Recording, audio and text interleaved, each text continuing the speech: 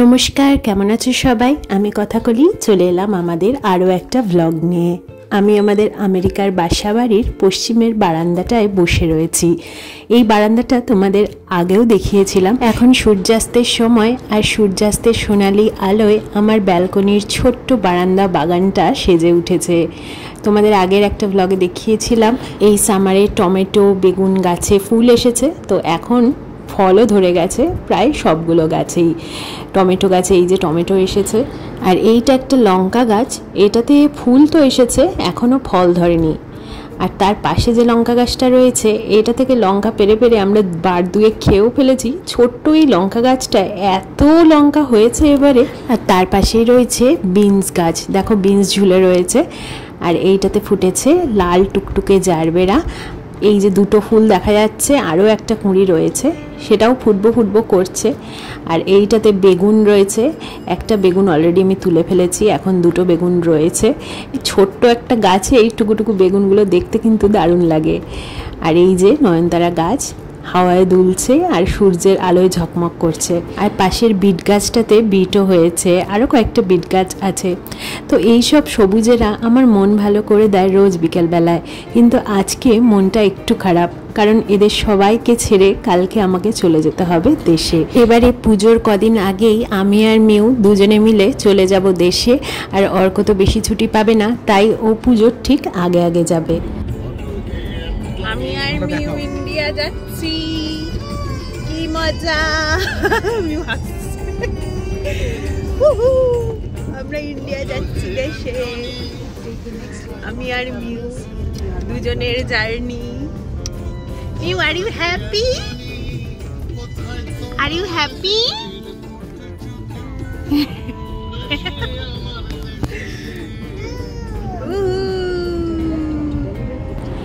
এই যে আমাদের জার্নি শুরু হয়ে গেছে, এখন ভরপুর সামার। এই সামারে কিন্তু আমরা খুব ভালো করে ঘুরেও নিয়েছি এদিক সেদিক। তো যাই হোক, এবার বড় ট্রিপের পালা আমার আর মিউয়ের, ইন্ডিয়া ট্রিপ। আর সাথে কিন্তু আর কেউ যাচ্ছে না এবারে, শুধু আমি আর মিউ। তাই মজা করে গেলেও টেনশন কিন্তু আছে বেশ, কারণ মিউটা এখনও অনেকটাই ছোট, ওর বয়স এখন 2 বছর 2 মাস। তো এইটুকুনটাকে সঙ্গে নিয়ে এখন আমি 21 ঘন্টার পথ পাড়ি দেব। সারা বছর ভর বাড়ির লোকজন অপেক্ষা করে থাকে কখন এই ছানাটাকে নিয়ে আমরা দেশে যাব। তাই সেই ভালোবাসার টানে, দেশের টানে ছুটে চলি প্রতি বছর পুজোর সময়। তো এবারে যাতে একটু বেশি থাকতে পারি, তার জন্যই আমি আর মিউ আগে আগে যাচ্ছি ইন্ডিয়া। আমরা এখন রওনা দিয়েছি ফিলাডেলফিয়া এয়ারপোর্টের উদ্দেশ্যে। আমরা ফিলাডেলফিয়া থেকে দোহা অবধি যাব আমেরিকান এয়ারলাইন্সে। তারপরে আবার দোহাতে 2 ঘন্টা 20 মিনিটের একটা লেওভার আছে। আবার দোহা থেকে কাতার এয়ারলাইন্সে নামবো একেবারে কলকাতা।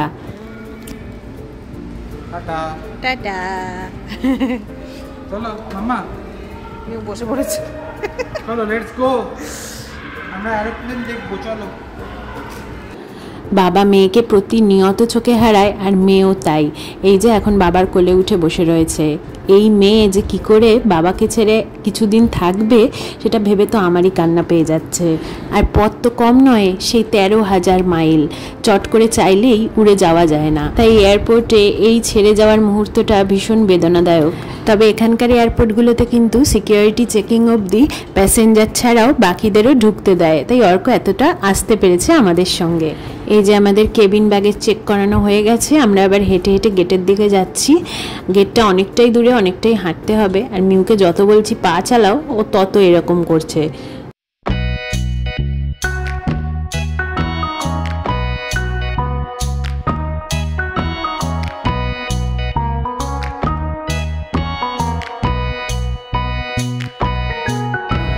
ফিলাডেলফিয়া এয়ারপোর্ট আমাদের বাড়ির থেকে ওই মিনিট 40 মতো, তাই টাইমের অনেকটা আগেই আমরা পৌঁছে গিয়েছি। কিন্তু আমার গেটে পৌঁছানো না অবধি শান্তি হয় না।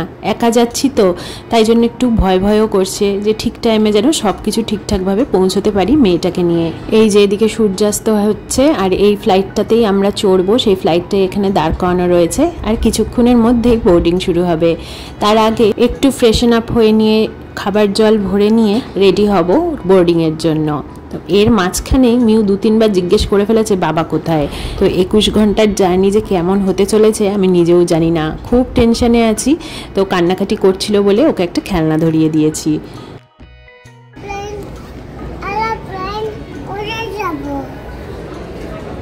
Changing passenger Fatma Zahra is in the boarding area. Please come see me at the podium. Sanjay Vidya, podium 2, please come see me at the podium.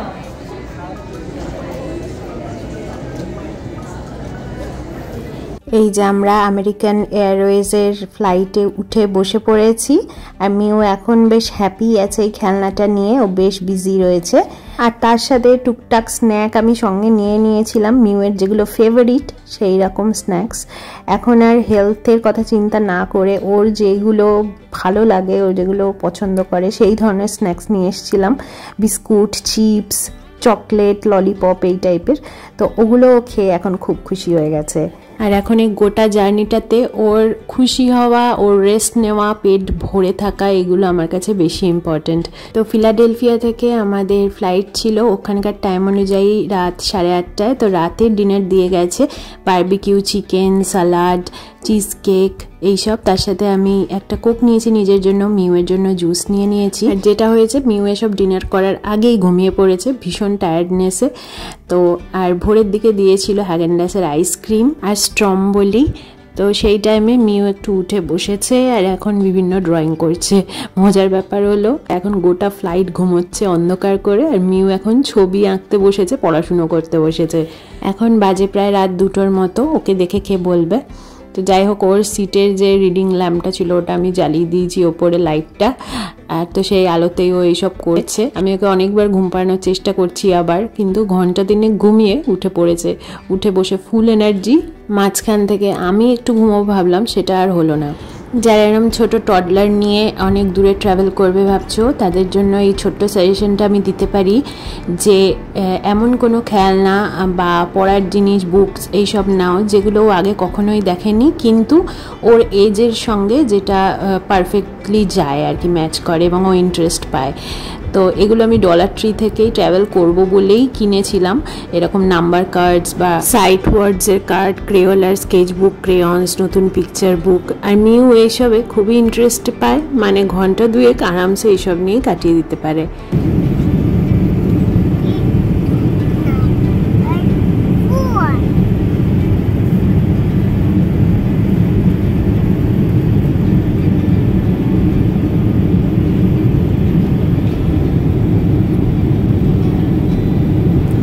তারপরে সকালের দিকে এলো ব্রেকফাস্টে আমি নিয়েছিলাম এগ স্ক্র্যাম্বল, পটেটো ফ্রাইজ আর সসেজের একটা প্যাক, এছাড়াও ইয়োগার্ট, ব্রেড, বাটার এই সমস্তও ছিল। ছোট বাচ্চা নিয়ে ট্রাভেল করার আরেকটা টিপ হলো রাতের দিকের ফ্লাইট নেওয়া। ওর রাতের ঘুমটা পুরোটাই ঘুমিয়েছে, 3 ঘন্টা হোক 4 ঘন্টা হোক, যেটুকু কমফোর্টেবল হতে পেরেছে ও ঘুমিয়েছে। 13 ঘন্টার লং জার্নি নিয়ে আমার ভীষণ দুশ্চিন্তা ছিল যে মিউ যদি কান্নাকাটি করে, যদি ওভার টায়ার্ড হয়ে যায়, কিন্তু ও কিন্তু বেশ খানিকটা ঘুমিয়ে নিয়েছে। আর তার বাকিটা তো তোমরা দেখলেই, একটু একটু খাইয়ে দিয়েছি মাঝখানে। আর ব্রেকফাস্টের টাইমে ও ঘুমিয়ে পড়েছে, যেহেতু সারা রাত জেগে এইসব আঁকা লেখা এইসব করেছে আর কি। কিন্তু গোটা ফ্লাইটে ও একটুও কাঁদেনি বলতে গেলে। আর সকাল হওয়ার সাথে সাথে আমরা নেমেও পড়েছি কাতারের রাজধানী দোহাতে।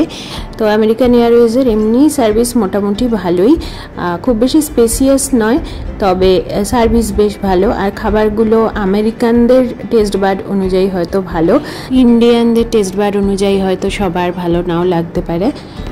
তো মিউ তো সারা রাত জেগেছিল, এই নামার 2 ঘন্টা 2 আগে ঘুমিয়ে পড়েছে, তাই ওকে টেনে তোলা ছাড়া আর আমার কোনো উপায় নেই, কারণ একা হাতে লাগেজও আছে কিছুটা, ওকে ঘুমন্ত অবস্থায় নিয়ে যাওয়া খুব ডিফিকাল্ট হবে, তাই ওকে তুলতেই হবে।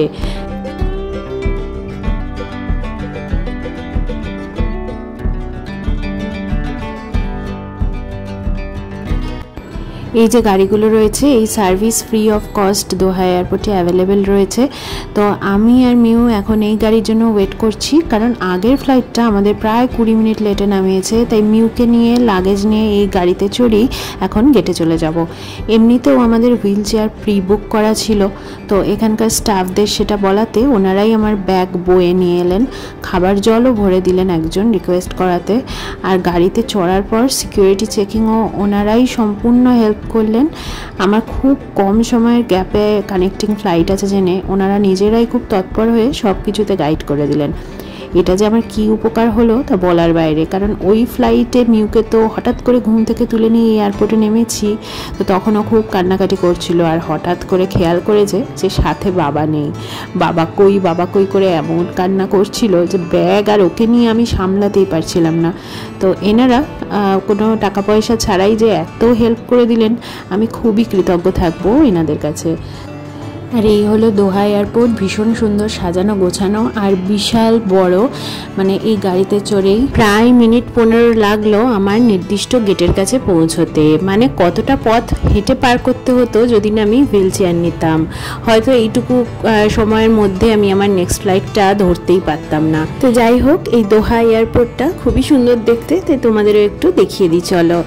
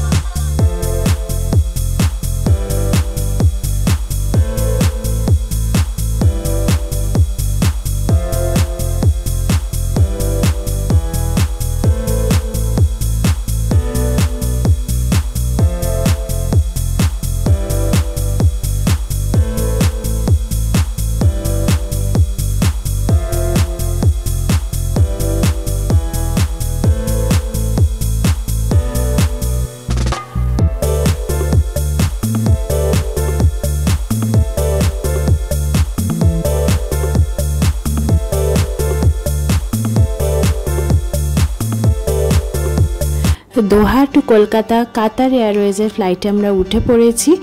আর বেবি ছিল বলে আমার প্রায়োরিটি বোর্ডিং হয়ে গেছে, তাই তাড়াতাড়ি আমার বোর্ডিংটা হয়ে গেল। আর আমাদের পাশের সিটটা সৌভাগ্যবশত আমরা খালি পেয়েছি, মিউ এবার আরামসে পা ছড়িয়ে ঘুমোতে পারে। গুগলে কখনো বেস্ট ইন্টারন্যাশনাল এয়ারওয়েজ লিখে সার্চ করলে কাতারের নাম উপরের দিকে আসে, তার কিন্তু কারণও আছে। এই যে আমায় দিয়ে গেছে রাতের খাবারে বিরিয়ানি, সালাদ, মিষ্টি, আচার, প্রত্যেকটা খুব সুন্দর খেতে ছিল। টেস্ট যেমন ভালো ছিল, বিরিয়ানিটা তেমনি গরম ছিল, ফ্লাইটটা তেমনি স্পেসিয়াস আর খুব সুন্দর সার্ভিসেস। আমি খাওয়ার সময় মিউ ঘুমিয়ে পড়েছিল, প্রায় গোটা ফ্লাইটটাই মিউ ঘুমিয়েছে, তাই ওর খাবার আমি নিইনি। কিন্তু ওনারা এসে জিজ্ঞেস করে গেছেন যে ওর খাবার দেবো কি না।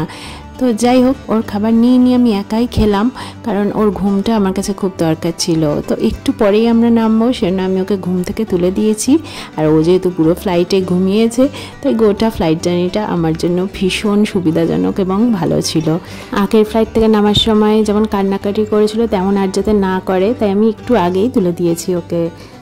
এই জার্নিটা আমার কাছে একটা চ্যালেঞ্জের মতো ছিল। ভেতরে একটা কনফিডেন্স কাজ করছিল বটে যে আমার এই ছোট্ট ভার্সনটাকে নিয়ে সেফলি আমি দেশে একাই পৌঁছতে পারবো, কিন্তু ভেতরে একটা টেনশনও কাজ করছিল। এই 21 ঘন্টার জার্নিতে আমি তাই হার্ডলি টোটাল 2 ঘন্টা মতন ঘুমোতে পেরেছি, তাই চোখ মুখ দেখেই বোঝা যাচ্ছে আমি কতটা টায়ার্ড। তো যাই হোক, সব ক্লান্তি কেটে যায় দেশের মাটি ছুঁলে। কলকাতা এয়ারপোর্ট নেমে একদম নিশ্চিন্ত। এখন এখানে বাজে রাত 2:30। এয়ারপোর্টে নেমে মিউয়ের ইমিগ্রেশন হয়েছে, এখানে কিছুটা টাইম গেছে, তবে আমার সব এনার্জি শেষ হয়ে গেছিলো, তাই এয়ারপোর্টে নেমে আমি পোর্টার সার্ভিস নিয়েছিলাম। ওনারাই আমাকে ব্যাগেজ কালেক্ট করতে, ক্যারি করতে এবং ইমিগ্রেশনের প্রসিডিওরে খুব হেল্প করে দিলেন। তবে এখানে কিন্তু ওনাদের কিছুটা বকশিসও আমি দিয়েছিলাম। তো যাই হোক, বাবা গাড়ি নিয়ে চলে এসেছে আমাকে নিতে। এখন আমরা বাড়ির পথে। আমার গোটা জার্নিটা স্মুথই ছিল বলা যায়, যতটা আমি হয়তো এক্সপেক্ট করিনি। এবার পুজোয় জমিয়ে আনন্দ করার পালা। তবে ব্লগটা দিতে তো অনেকটাই দেরি হয়ে গেল, তাই সবাইকে শুভ বিজয় জানিয়ে আজকের ব্লগটা শেষ করলাম। দেখা হবে পরের ব্লগে। আজকের মতো টাটা, সবাই খুব ভালো থেকো, সুস্থ থেকো।